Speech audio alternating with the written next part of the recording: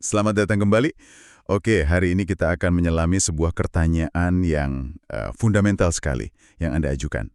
Bagaimana sih sebenarnya Al-Quran menjelaskan konsep pahala dan dosa? Ini pertanyaan besar ya? Besar sekali. Dan untuk menjawabnya, kita akan lakukan sesuatu yang spesifik. Jadi, kita sisihkan dulu deh semua tafsir, konteks sejarah, atau pendapat ahli. Misi kita kali ini adalah melakukan analisis deskriptif. Hanya dari teksnya saja. Betul. Hanya berpegang pada teks terjemahan Al-Quran yang Anda berikan. Kita akan bedah kerangka ganjaran dan konsekuensi persis seperti yang tertulis di sana. Iya, dan ini pendekatan yang menarik banget loh. Karena dengan melihatnya murni dari teks, kita bisa, memperlakukannya seperti sebuah sistem. Sebuah sistem ya. Betul. Sebuah kerangka kerja yang punya logika internalnya sendiri, kita bisa lacak aturannya, hasil yang dijanjikan, dan yang paling penting, gimana peran manusia sebagai pembuat keputusan itu jadi pusat dari semuanya.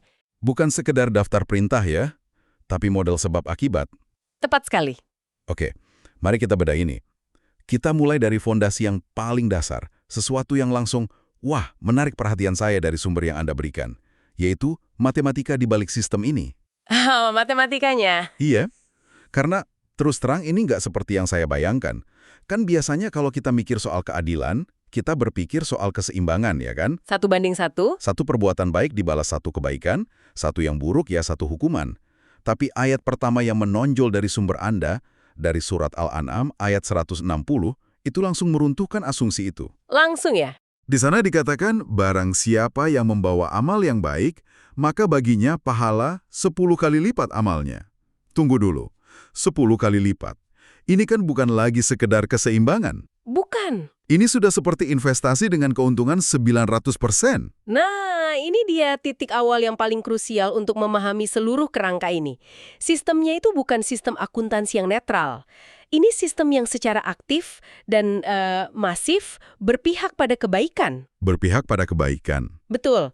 Coba deh kita renungkan implikasinya. Ini bisa dilihat bukan cuma sebagai kemurahan hati, tapi semacam, rekayasa perilaku ilahi. Oh, menarik. Sistem ini dirancang untuk membuat kebaikan jadi pilihan yang paling menarik, paling menguntungkan secara matematis. Tujuannya ya untuk mendorong dan memperbanyak kebaikan, bukan cuma mencatatnya. Dan analogi yang ada di sumber Anda itu membuatnya makin jelas loh. Dikatakan perbuatan baik itu seperti sebutir biji gandum yang tumbuh sampai 7 bulir. Iya ya. Sedang tiap-tiap bulir memuat 100 butir biji.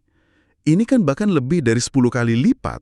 Ini gambaran pertumbuhan yang eksponensial. Eksponensial, benar. Satu tindakan kecil, seperti menanam satu biji, punya potensi menghasilkan panen yang luar biasa. Artinya, dampak kebaikan itu nggak berhenti di situ, tapi terus berlipat ganda. Betul, ada efek riak yang diakui di sini. Dan yang bikin matematika ini makin menarik adalah kalau kita lihat sisi sebaliknya. Nah, iya. Keburukannya gimana? Ayat yang sama, Al-An'am 160, itu langsung memberikan kontrasnya. Dan barang siapa membawa perbuatan yang jahat, maka dia tidak diberi pembalasan melainkan seimbang dengan kejahatannya. Nggak ada denda, nggak ada bunga, nggak ada hukuman yang dilipat gandakan.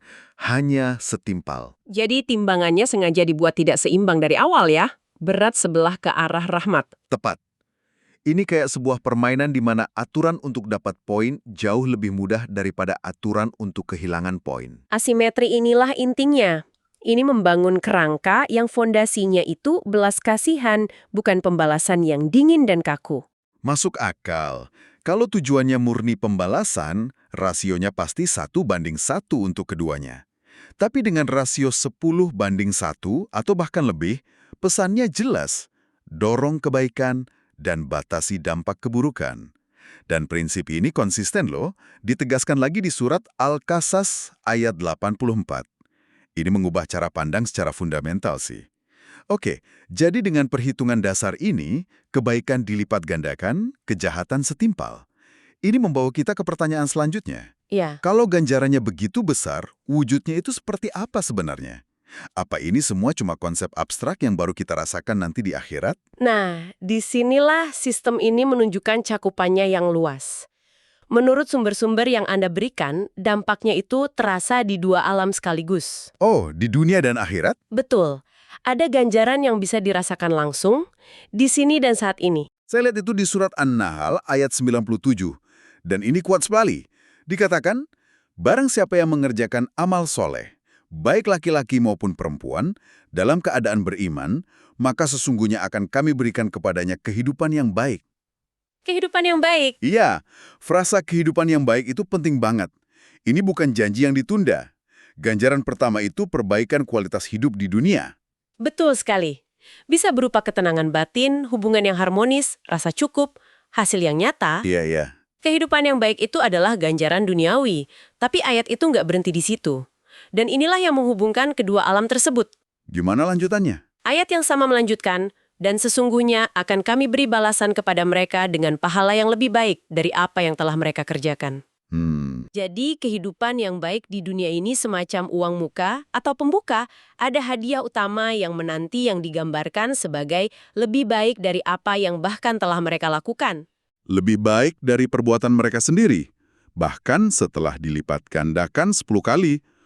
Wah, kedengarannya tak terbayangkan.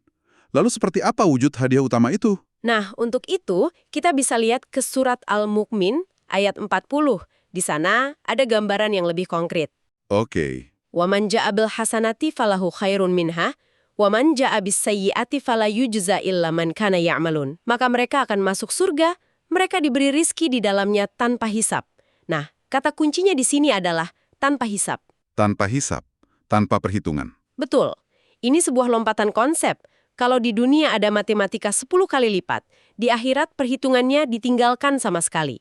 Ini kelimpahan yang tak terbatas, melampaui akal dan angka. Wow, dari perhitungan yang murah hati, jadi kelimpahan tak terhitung, progresi yang luar biasa. Sekarang, mari kita lihat sisi sebaliknya, konsekuensi dari dosa. Iya. Kalau pahala begitu melimpah, bagaimana teks-teks ini menggambarkan kerugian dari perbuatan buruk? Sesuai dengan prinsip keseimbangan, untuk kejahatan tadi konsekuensinya ya kebalikan langsung dari pahala. Kalau pahala adalah kehidupan baik dan surga, maka dosa adalah penderitaan. Di surat Al-Baqarah ayat 81 dijelaskan dengan bahasa yang sangat visual. Visual gimana? Dikatakan bahwa orang yang diliputi oleh dosanya akan menjadi penghuni neraka dan mereka kekal di dalamnya. Frasa dilipiti oleh dosanya itu, wah bikin merinding ya. Ini bukan lagi gambaran orang yang sesekali buat salah. Bukan. Ini keadaan di mana dosa bukan lagi sekedar tindakan, tapi sudah jadi identitas. Seperti selimut yang menutupi seluruh diri orang itu. Tepat. Bukan lagi soal apa yang Anda lakukan, tapi tentang siapa diri Anda jadinya. Dan ini membawa kita ke pertanyaan penting, dosa seperti apa sih yang dibicarakan di sini? Ohnya. Sumber-sumber Anda tidak hanya bicara secara umum, ada contoh-contoh spesifik. Benar, ada beberapa yang disebutkan. Misalnya berlaku aniaya atau zalim. Di surat Ibrahim ayat 42 dikatakan Allah tidak lalai terhadap perbuatan orang yang zalim. Ini jaminan bahwa ketidakadilan sosial itu ada konsekuensi kosmiknya. Iya, betul. Lalu ada juga menuduh orang tak bersalah. Di surat An-Nisa ayat 112 itu digambarkan sebagai memikul kebohongan dan dosa yang nyata. Jadi beban yang diciptakan sendiri. Perhatikan polanya deh. Banyak dari dosa besar ini sifatnya merusak tatanan sosial kan? Ketidakadilan, fitnah, iya. Tapi ada juga dimensi internal yang ditekankan. Misalnya di surat Sad, ayat 26, ada peringatan untuk tidak mengikuti hawa nafsu. Karena itu akan menyesatkan kamu dari jalan Allah dan ujungnya azab yang berat. Jadi di pertarungan di dalam dan di luar diri ya? Persis, dosa itu bukan cuma soal menyakiti orang lain secara eksternal, tapi juga soal membiarkan dorongan internal yang merusak mengambil alih kendali. Jadi setelah kita lihat matematikanya yang murah hati dan wujud konsekuensinya yang nyata, gambaran yang muncul ini seperti sebuah peta jalan ya? Peta jalan, itu istilah yang bagus. Ada jalur-jalur yang sangat jelas, lengkap dengan tujuan akhir dan pemandangan di sepanjang jalan. Intinya kembali pada kita, sang pengendara, untuk memilih jalur mana yang mau diambil. Tepat, ini semua berpusat pada pilihan manusia dan pertanggungjawaban. Teks-teks ini tidak menggambarkan manusia sebagai robot, tapi sebagai agen moral yang bebas memilih. Dan petanya sangat eksplisit. Sangat. Ada rambu-rambu hijau yang jelas. Surat Al-Ma'idah ayat 2 mendorong untuk tolong-menolong dalam kebajikan dan takwa. Surat Al-Baqarah 195 memerintahkan berbuat baik. Bahkan ada anjuran untuk bersabar dan memaafkan di surat Asy-Syu'ara, disebut sebagai perbuatan yang diutamakan. Betul. Dan tentu ada rambu-rambu merahnya juga. Ayat yang sama di Al-Maidah itu kan juga tegas melarang sebaliknya. Jangan tolong-menolong dalam berbuat dosa dan pelanggaran. Dua sisi dari koin yang sama. Iya, aktif dalam kebaikan dan jangan ikut serta dalam keburukan. Peringatan untuk tidak membuat kerusakan di muka bumi di surat Muhammad juga sangat relevan. Semua ini mengerucut pada satu gagasan sentral. Dirangkum dengan sangat baik di salah satu judul di daftar isi sumber Anda untuk surat Al-Ja'asiyah. Judulnya berbunyi, "Perbuatan manusia baik atau buruk kembali kepada dirinya sendiri." Wah, itu intinya ya. Itu inti dari pertanggungjawaban. Sistem ini nggak sewenang-wenang. Apa yang Anda kirimkan ke alam semesta, yaitu yang akan kembali kepada Anda. Meskipun dengan bunga yang sangat besar untuk kebaikan. Mendengar semua ini, rasanya tanggung jawabnya besar sekali.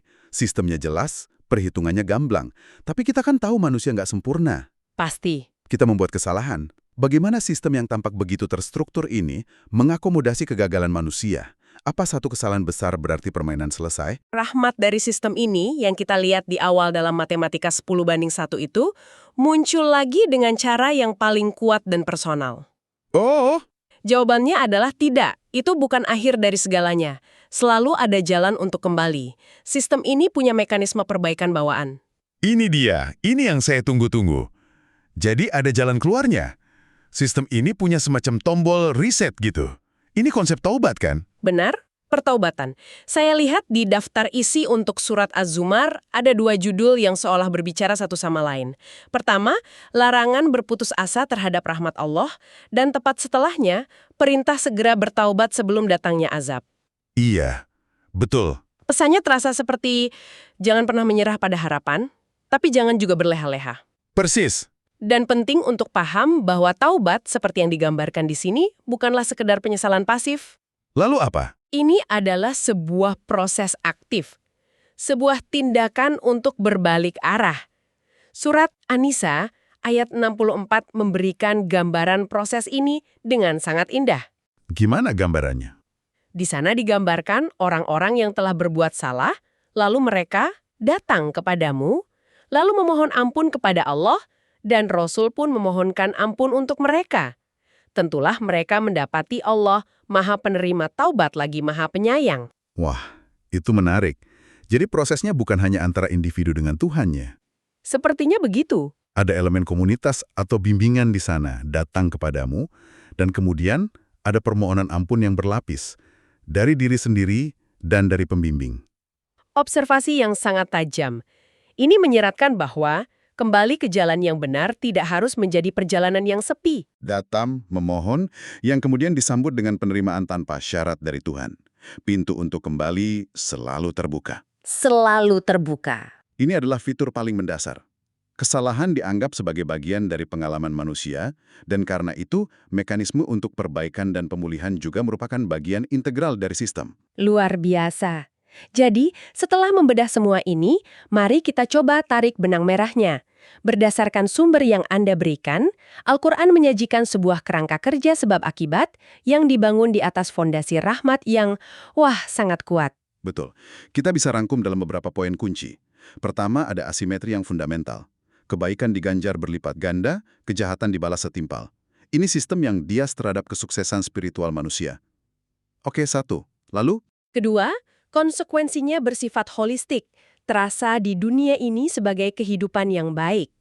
Si uang muka tadi. Iya, si uang muka, dan mencapai puncaknya di akhirat dengan kelimpahan tanpa hisap.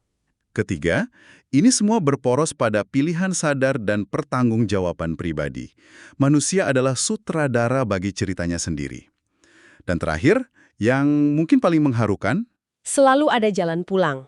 selalu ada jalan pulang. Pintu tobat yang selalu terbuka menunjukkan bahwa sistem ini lebih berorientasi pada penebusan dan pemulihan daripada penghukuman final. Kalau kita hubungkan semua ini bukan sekedar daftar aturan kan. Ini sebuah filosofi hidup, sebuah kerangka kerja untuk menavigasi eksistensi dengan kesadaran penuh akan dampak abadi dari setiap pilihan kita. Sebuah undangan untuk hidup secara sadar. Betul, mengetahui bahwa setiap niat baik diperhitungkan secara besar-besaran dan setiap kesalahan dapat diperbaiki. Ini adalah peta menuju versi terbaik dari diri kita, lengkap dengan rute alternatif kalau kita tersesat. Dan kami ingin meninggalkan Anda dengan satu pemikiran untuk direnungkan yang muncul langsung dari analisis kita hari ini.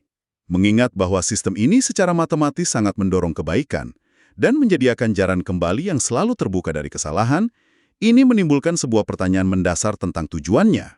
Ya, Apakah sistem ini dirancang bukan hanya untuk menciptakan keadilan, tetapi secara aktif dan sengaja direkayasa untuk memastikan keberhasilan dan penebusan akhir umat manusia?